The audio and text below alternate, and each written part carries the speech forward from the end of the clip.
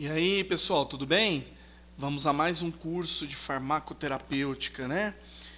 Você aí que adquiriu o curso, parabéns. E no final tem todas as informações para tirar dúvidas, né? Meu WhatsApp e também a página do Face, os grupos de WhatsApp que você pode entrar. Então é bem bacana, tá bom, pessoal? Tem o meu canal no YouTube também, Professor Farmaco. Então fiquem à vontade. E parabéns você aí que adquiriu esse curso, né? Ter esse conhecimento mais profundo sobre os pacientes com doenças sistêmicas que geralmente aparecem no nosso consultório. E hoje nós vamos falar um pouquinho dos diabéticos, tá bom, pessoal? Eu sei que surgem muitas dúvidas, né? Os alunos vivem me perguntando qual medicamento eu uso, como atender. Então, para isso, nós vamos falar certinho sobre a doença e depois nós vamos passar os protocolos para paciente diabetes. Vocês vão ver que não é nenhum bicho de 7 cabeças. Perfeito? Vamos lá. Bom, então vamos falar o que é a diabetes mellitus, né? Ela resulta de uma insuficiência absoluta ou então relativa de insulina. Perfeito? A insuficiência absoluta, geralmente é a diabetes tipo 1, que é aquela que a pessoa nasce sem, né? E a relativa é a diabetes tipo 2, que a pessoa adquire, né? Geralmente após os 40 anos, que surge, onde a insulina não tem mais aquela eficácia, ela não consegue mais armazenar o glicogênio dentro do fígado e dos músculos. Bom, pessoal, só para entender, a insulina, o objetivo dela é essa, né? É tirar a glicose do sangue e armazenar no fígado e nos músculos, né? Desse jeito, controlando a glicemia. Pode ser por baixa produção do pâncreas, que é o órgão que produz a insulina, ou então por falta de resposta dos tecidos periféricos, que é geralmente a do tipo 2, onde o seu organismo não responde mais adequadamente à ação da insulina, né? E isso acarreta então uma hiperglicemia sanguínea. Bom, olha só como a diabetes é uma doença séria, né? Pior que ela é uma doença silenciosa. Ela não manifesta sintomas nos primeiros anos, né? Ela vai manifestar depois, quando já tiver algum órgão-alvo comprometido ou quando a situação já estiver bem mais agravada. Por isso que é necessário que todos façam check-ups todo ano para saber como é que está a glicemia, como é que, né? Bom, olha aqui, ela é a principal causa de cegueira, ela é a terceira causa de morte, ela é o distúrbio metabólico mais comum entre as pessoas, né? E 6 a 7% dos pacientes adultos do dentista no país possuem diabetes. Olha só que dado interessante. E destes, 3 a 4% ainda não é diagnosticado, pessoal. Então, é muita gente que não é diagnosticada. Por isso que é interessante que o cirurgião dentista tenha um glicosímetro no consultório. O ideal era isso. Ou então que ele peça exame de glicemia para os pacientes. Porque aí para você não ter surpresas desagradáveis, né? O que a diabetes é a principal causa de cegueira, por exemplo? Porque, pessoal, a glicose ela é uma molécula grande, C6H12O6. E essa molécula, ao se acumular no sangue, quando tem uma hiperglicemia, ela começa a entupir pequenos vasos, né? São chamados de vênulas ou arteríolas, pequenas artérias e pequenas veias. Dessa forma, bloqueando esses vasos, interrompe o fluxo sanguíneo para o local, causando necrose no órgão-alvo. Além do mais, tem o problema da falta de células de defesa no local. Então, o principal problema do diabético, qual que é? Infecções. Tá? Então, ele pode ter infecções e, dessa forma, ocasionar até amputação de membros, né? Pequenos vasos nos dedos dos pés, quando são entupidos, podem ocasionar, então, a sua consequente amputação. Além do mais, causar cegueira, porque entope os vasos da retina, causando o conhecido quadro de retinopatia diabética. Por isso que é importante o controle adequado da diabetes. Então, é o pâncreas que produz a insulina, né? E a insulina tem essa função no organismo, da entrada de glicose nas células. Tá? Então, ela que armazena e forma o glicogênio tanto no fígado quanto nos músculos. E aí, qual que é o hormônio que vai lá no fígado e nos músculos e quebra o glicogênio e transforma em glicose de novo e joga no sangue? A adrenalina. Também tem a aldosterona, que tem um importante papel nessa regulação. Mas a adrenalina é o principal hormônio que faz com que seja quebrada então a glicose e você precise de energia num determinado momento. Então a insulina, pessoal, ela é fundamental para o metabolismo dos carboidratos, lipídios e proteínas. E a sua falta vai ocasionar diminuição da entrada de glicose nos tecidos e, consequentemente, essa glicose vai ficar aí sobrando no sangue. Perfeito? Bom, existem alguns sintomas que na anamnese é importante o profissional perguntar, alguns sintomas clínicos que você pode supor que o paciente esteja num quadro diabético. Então, por exemplo, um deles é a poliúria, tá? Que é o aumento da eliminação de urina, aumento da diurese. Também a glicosúria, que é o aumento de eliminação da glicose pela urina. É normal, né? Antigamente até faziam um teste para saber se você estava com diabetes, como o pessoal às vezes não dispunha dos recursos, eles urinavam, pingavam algumas gotinhas no chão, e se juntasse formiga, é porque a urina estava doce. Então ele diagnosticava, tô com diabetes, tô com algum problema na urina, porque a urina está doce. Então você vê que interessante, né? O pessoal fazia alguns métodos rudimentares aí de identificação de glicemia alta. Outro fator clínico que aparece muito é a ingestão maior de líquidos. Por que isso, pessoal? Porque o organismo ele tenta diluir, tenta dissolver esse excesso de glicose no sangue. Com isso, ele ativa o centro da sede e faz com que a pessoa ingira mais água para poder dissolver esse açúcar. Então, a pessoa costuma acordar 3 vezes à noite, tanto para ir ao banheiro quanto para ingerir líquidos, para poder, ele sente essa sede incessante. Também tem perda de peso, porque o que acontece? Como você elimina você aumenta a diurese, você acaba eliminando junto mais glicose. Então, o paciente, ao invés de ganhar, né, o pessoal acha que todo diabético é gordinho, mas na verdade ele começa a perder peso de um dia para o outro. Então é estranho, né? Rapidamente ele começa a perder peso, isso não é normal. E outra coisa também, para compensar essa perda de peso, essa perda de glicose pela urina, você começa a ter polifagia.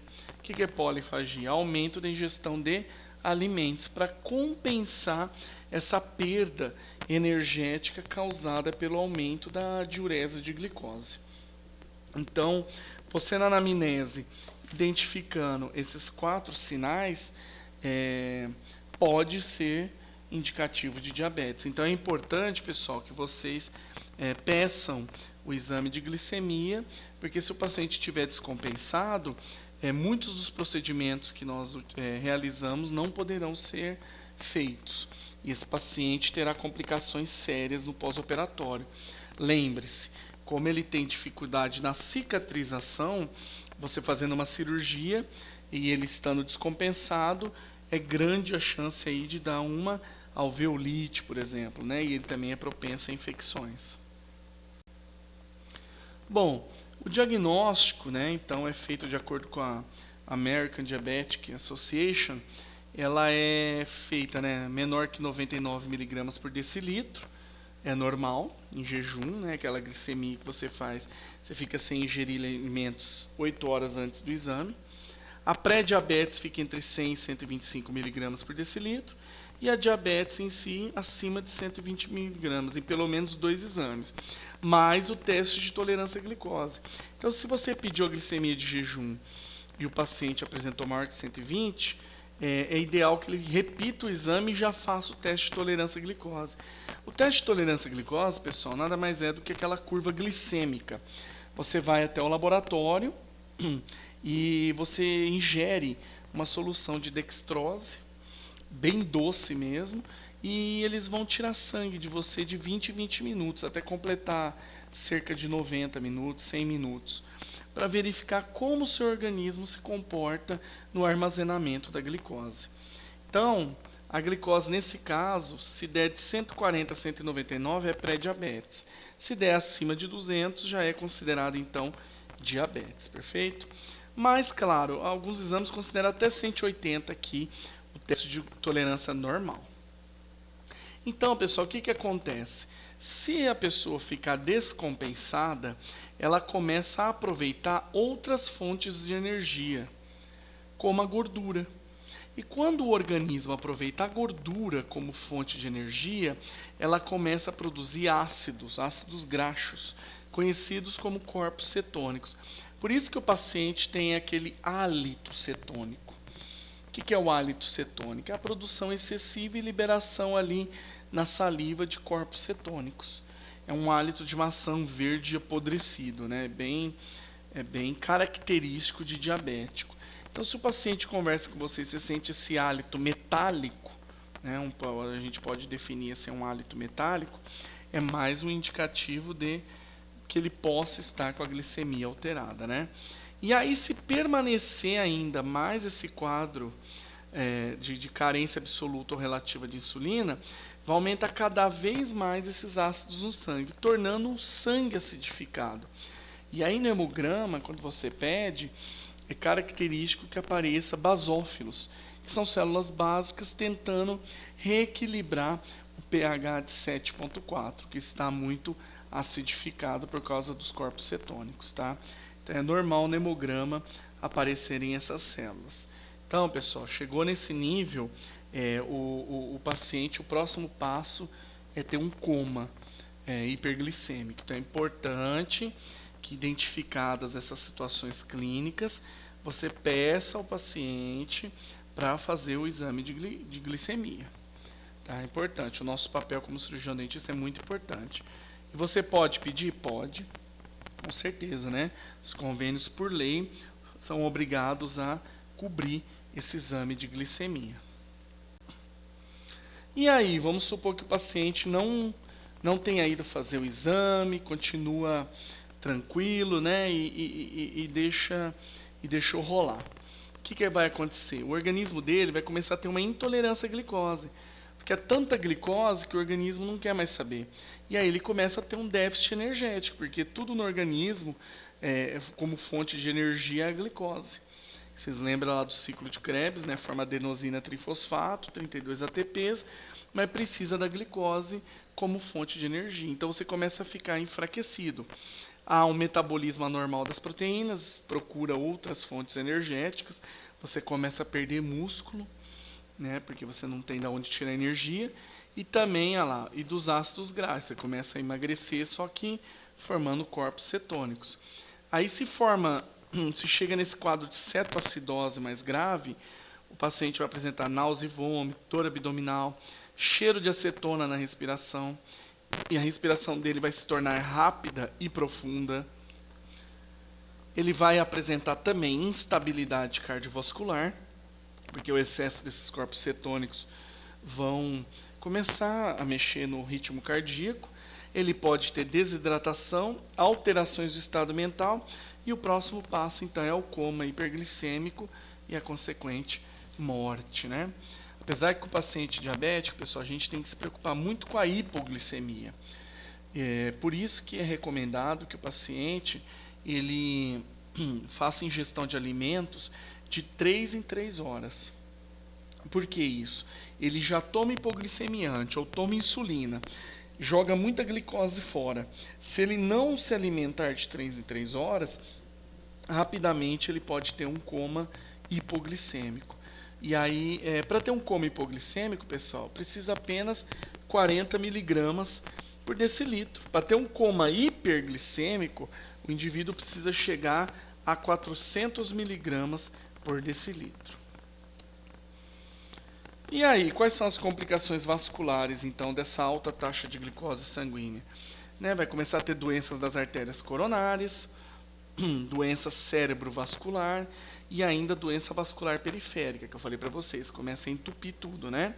E nos pequenos vasos, retinopatia diabética, que é o entupimento dos vasos da retina, com consequente cegueira, e ainda tem a doença renal diabética, que é o entupimento aí dos vasos renais, causando diminuição do fluxo glomerular e causando diminuição da filtração.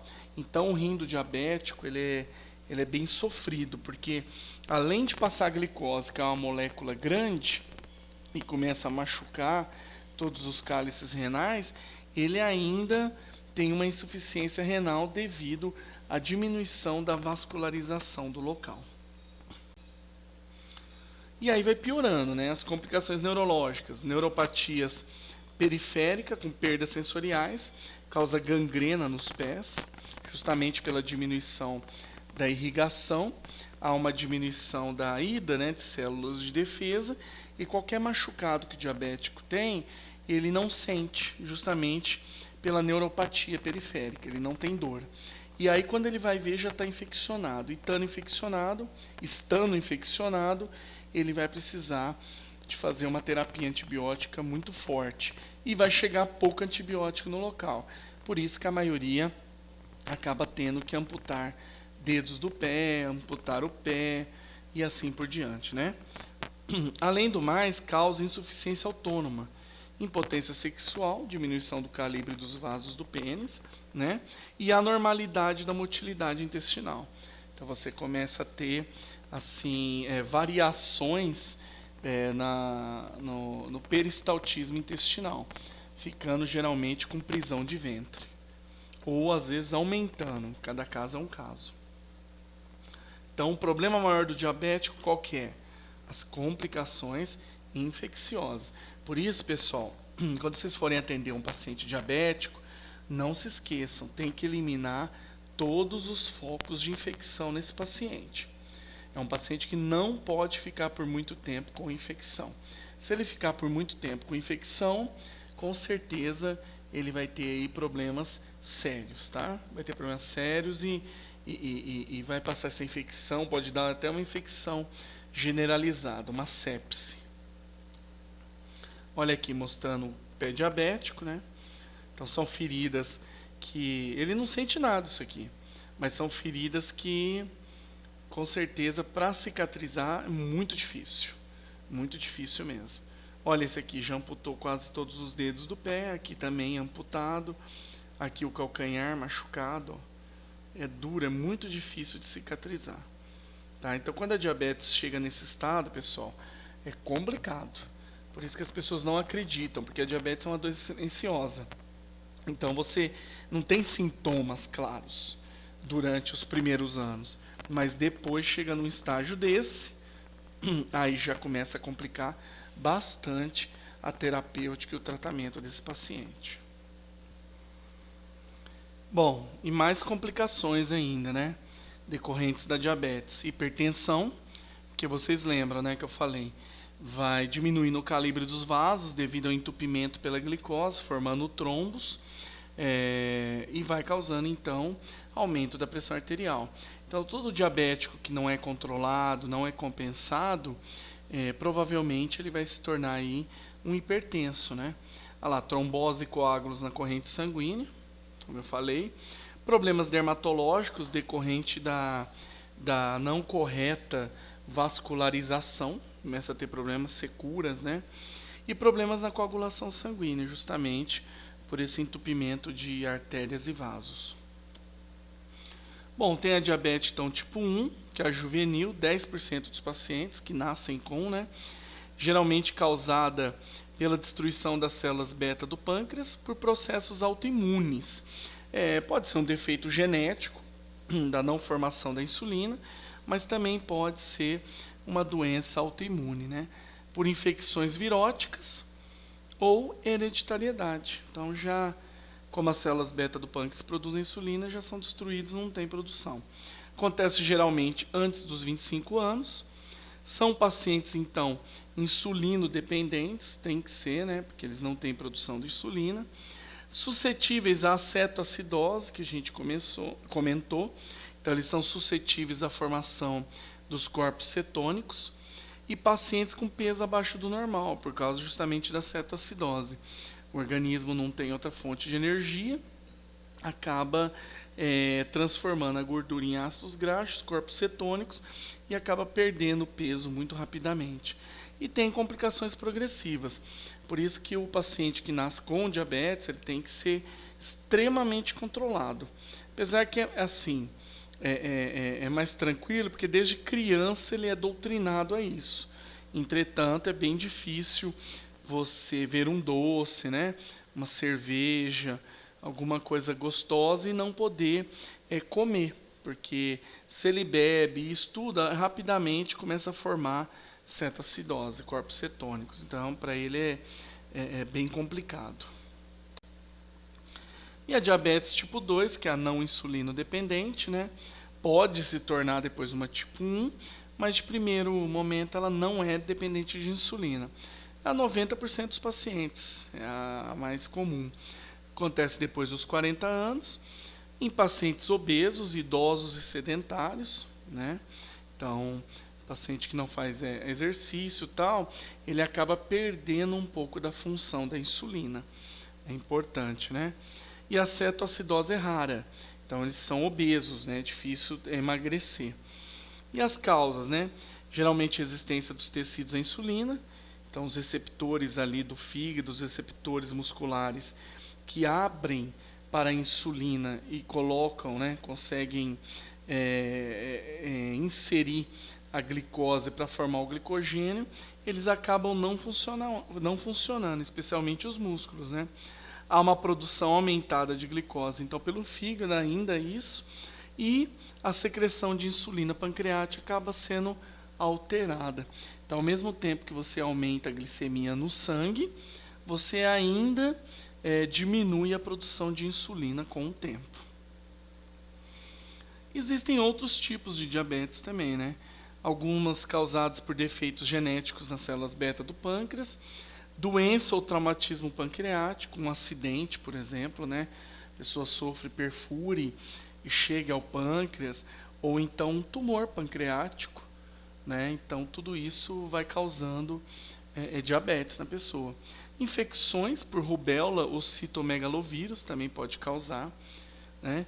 Diabetes induzido por medicamentos, como hormônios esteroidais, vamos dizer aí os corticosteroides, né, a longo prazo, e os hormônios tiroidianos, que são hormônios tomados por quem tem hipotiroidismo. Então, e em alguns casos hiper também. Então tem que tomar muito cuidado. O Puran, né, Puran T4, o pessoal fala muito. Então são medicamentos que podem induzir aí o metabolismo da glicose e jogar a glicose dentro do sangue, aumentando a glicemia, né? Outros distúrbios endócrinos, hipertiroidismo, pelos hormônios tiroidianos também. E algumas síndromes genéticas de defeito aí na produção da insulina, né? Ou de aumento de resistência dos tecidos à ação da insulina. Nós temos ainda diabetes gestacional, que acontece em 4% das gestantes e geralmente no terceiro trimestre, né? Então é uma preocupação aí dos obstetras, né? E sempre está controlando isso com a gestante. Ela tem a mesma fisiopatologia da tipo 2, ou seja, começa a haver uma resistência dos tecidos da gestante, né, dos órgãos, à ação da insulina. E geralmente, pessoal, isso indica o quê? Uma predisposição dessa gestante para o tipo 2. Então, se ela teve essa diabetes gestacional, ela tem que se cuidar depois que tiver a criança, porque provavelmente ela vai virar uma diabética tipo 2. Precisa ter o controle. E quando a pessoa chega em intolerância à glicose, né, ou em glicemia em jejum alterada, então ela também tem essa maior resistência tecidual aí, que é uma predisposição também para o tipo 2. Bom, então qual que é o tratamento médico? Sempre objetivando evitar a cetoacidose e a hipoglicemia. Como eu disse anteriormente para vocês, para o diabético é muito pior a hipoglicemia do que a hiperglicemia, né? 40 mg por decilitro já chega na hipo. Então, a primeira coisa que o tratamento médico faz é a normalização do peso. Tá? Então, tenta equilibrar o peso da pessoa, fazer exercícios, que ela tenha uma vida mais saudável e que não faça ingestão de alimentos com alto índice glicêmico, tentar controlar. Olha lá, controle da glicosúria, que é justamente isso, não ingerir muita glicose, para não eliminar muita glicose, né? E hipoglicêmicos orais ou insulina.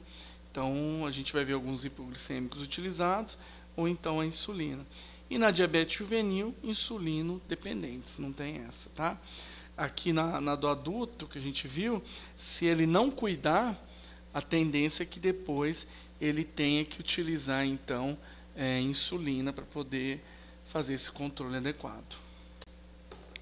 Aqui os hipoglicêmicos orais, né? Temos do tipo das sulfonilureias, que estimulam a produção pancreática de insulina. Então elas vão lá no pâncreas e fazem o aumento dessa produção. A clorpropramida é um clássico, né? E a gliburida também. Nós temos a repaglinida, que também é o mesmo mecanismo das sulfonilureias, que estimula a produção pancreática de insulina. A metformina, muito utilizada, muito mesmo, ela evita o quê? A glicogenólise no fígado e melhora a resistência tecidual, quer dizer, ela não deixa com que haja a quebra do glicogênio que está lá armazenado no fígado e que este vire glicose e seja eliminado no sangue. Então ele faz uma barreira lá no fígado, né? E melhora a resistência tecidual, quer dizer, ele melhora a resposta do organismo à ação da insulina. E as tiazolinidinenidionas, né, que melhora a resistência tecidual também. E a arcabose, que torna lenta a absorção de carboidratos. Então, mesmo que o diabético faça a ingestão de carboidratos, ele torna lenta essa absorção. Tornando lenta essa absorção, você diminui o índice glicêmico. Aqui os preparados de insulina humana, né? Também é importante a gente conhecer. Tem de ultralenta a super rápida, né? Então esses aqui são utilizados mais em diabéticos que tomam todos os dias, dura 20 a 30 horas, e essas são utilizadas em caso de emergência, né? Porque ela rapidamente começa o efeito.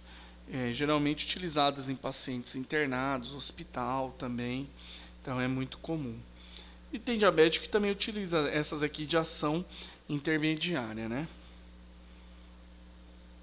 E quais são os achados bucais em relação à diabetes? Então, em pacientes não controlados, a diabetes não controlada, 75% deles apresentavam doença periodontal. Por quê? Lembra que eu falei que entope pequenos vasos? Então, na boca, entope os pequenos vasos periodontais também. Com isso, a retração, não migração de células de defesa para o local, aumento da proliferação bacteriana, principalmente o Agregatibacter actinomycetem comitans, que é aí o periodonto patógeno mais agressivo, né? Então, a proliferação desses micro-organismos.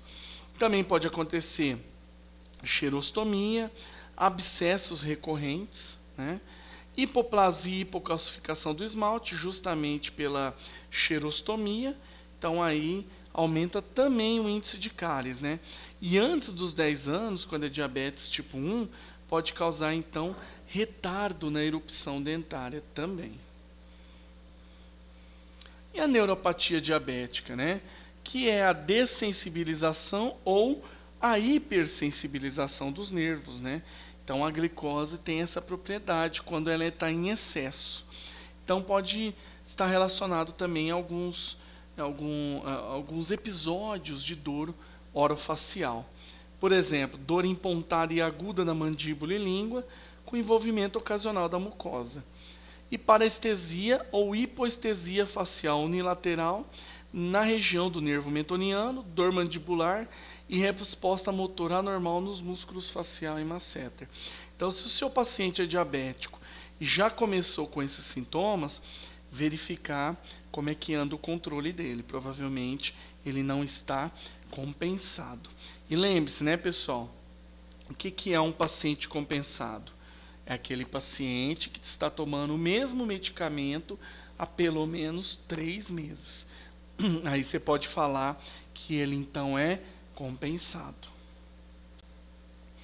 E a doença periodontal, só mostrando aqui que ela é multifatorial, assim como a doença cárie, né? Primeira lá, modificações vasculares do periodonto. E a diabetes faz isso, né? Além do que alterações na interação entre as células matriz intercelular, modificação de polimorfonucleares e macrófagos e modificações no metabolismo do colágeno, tá? Mas a diabetes, ela entra aqui, ó, principalmente nas modificações vasculares do periodonto. E aí acarreta todas as outras, né? E evidências sugerem que a infecção periodontal também possa afetar o controle glicêmico do diabetes. Então, quer dizer, é um círculo vicioso. Quanto mais diabetes, maior o índice glicêmico, pior a doença periodontal. E quanto pior a doença periodontal, acaba aumentando o índice glicêmico. Olha que incrível, né? Então, elas são retroalimentadas. Importante, então, o cirurgião dentista cortar esse ciclo vicioso, principalmente no que tange a parte periodontal. E pedir para o paciente realmente cuidar seriamente da diabetes dele, senão ele nunca vai ter uma resolução clínica do problema periodontal, né? Então, consiste em terapia antibiótica mais terapia mecânica. Aí vai gerar o quê? Um controle glicêmico também desse paciente. Bom, então vamos falar como atender esse paciente, né? Protocolo de atendimento. Pessoal, se possível, tem um glicosímetro, né? Um glucômetro no consultório, porque aí você consegue verificar o nível dele de controle e a presença de problemas sistêmicos concomitantes, ver se a diabetes já não está ocasionando outros problemas concomitantes. Se estiver, o paciente já está ficando no estado grave. Por exemplo, ele é diabético e agora se tornou hipertenso. Opa, acende a luz vermelha. Ele não está compensado, né? Solicitar avaliação endocrinológica para pacientes com sinais e sintomas sugestivos de diabetes descontrolado ou não diagnosticado, é isso que a gente falou. Uso de glucômetro para auxiliar na prevenção de emergências relacionadas ao diabetes.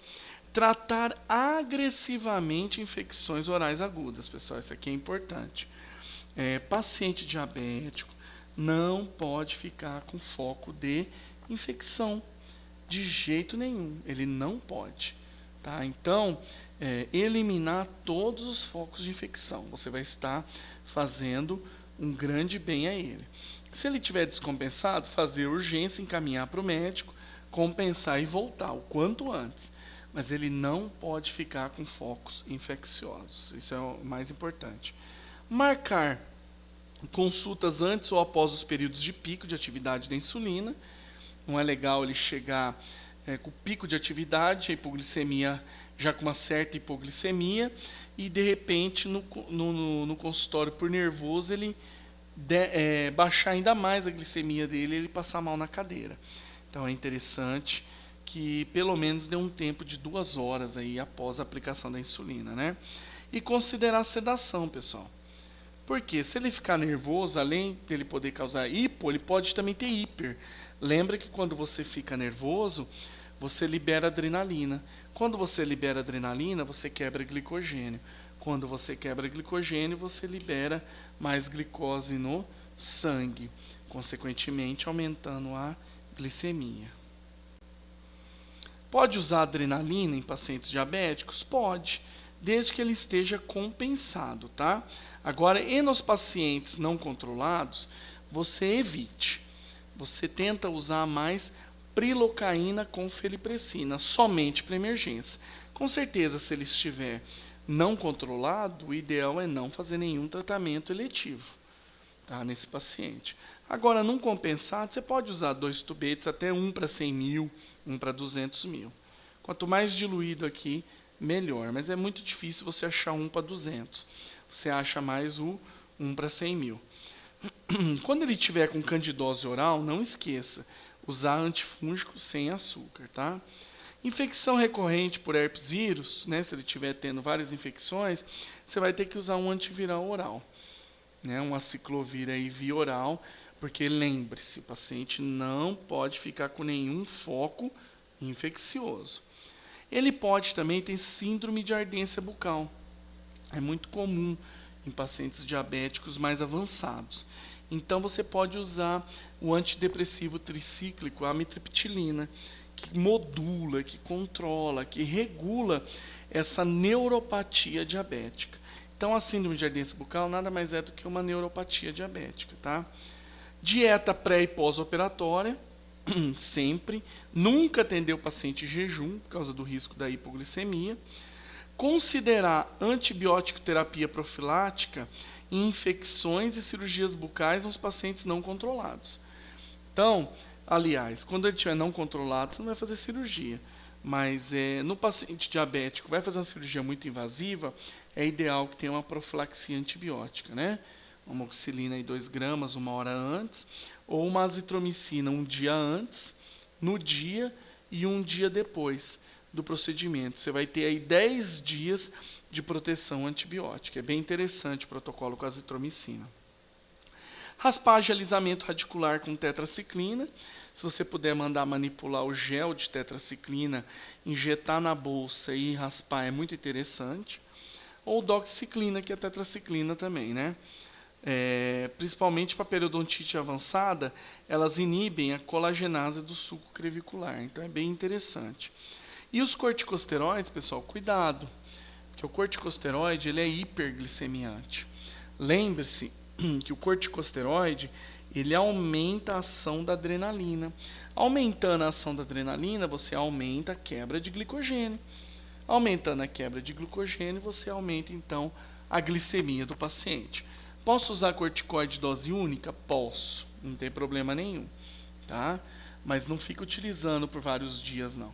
Outro medicamento que tem que evitar em diabético é anti-inflamatório não esteroidal.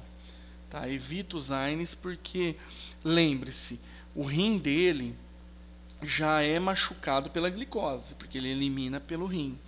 Se você dá anti-inflamatório, ele é ácido e a maioria é nefrotóxica. Então vai o quê? Piorar a condição renal desse paciente. Então é bom evitar, tá? Se não tiver jeito, dê no máximo, né? Receite por no máximo 2 dias. E pacientes de alto risco, né? Quando a glicemia de jejum for maior que 250 ou com complicações frequentes esse paciente, né? Cetoacidose, hipoglicemia e sintomas frequentes. Adiar tratamento eletivo, tá? Então esse paciente ele tem que ser compensado, ele tem que estar pelo menos no máximo até 150, 160 aí de glicemia para você atender. Agora 250 é muito fora de propósito, né? Nos casos de urgência, se chegar um paciente com urgência 250, hospitalizar é melhor fazer em ambiente hospitalar, pessoal, não fazer em consultório, que ele pode ter uma hiperglicemia e você passar apuros, né? Então hospitaliza, seda para ele ficar tranquilo e prescreve então profilaxia antibiótica, ok? Pessoal, era isso. Tá vendo? Não é tão difícil assim, tá? Se vocês tiverem mais dúvidas sobre como atender o paciente diabético, por favor, me envie um WhatsApp para o 17 981 19 3951. Aí está o meu canal. Se você puder fazer o favor de ir lá assinar, assistir os vídeos gratuitos e dar uns likes lá, eu agradeço. E a página do Face, que a gente sempre coloca novidades, cursos e tal. Então, pessoal, muito obrigado. Espero que o curso tenha contribuído, tá, para a formação de vocês. E eu tenho certeza que cada vez mais, fazendo todos os cursos, vocês se tornarão profissionais diferenciados, que é isso que a gente realmente precisa no mercado, ok? Um grande abraço do professor Farmaco, fiquem com Deus e até a próxima.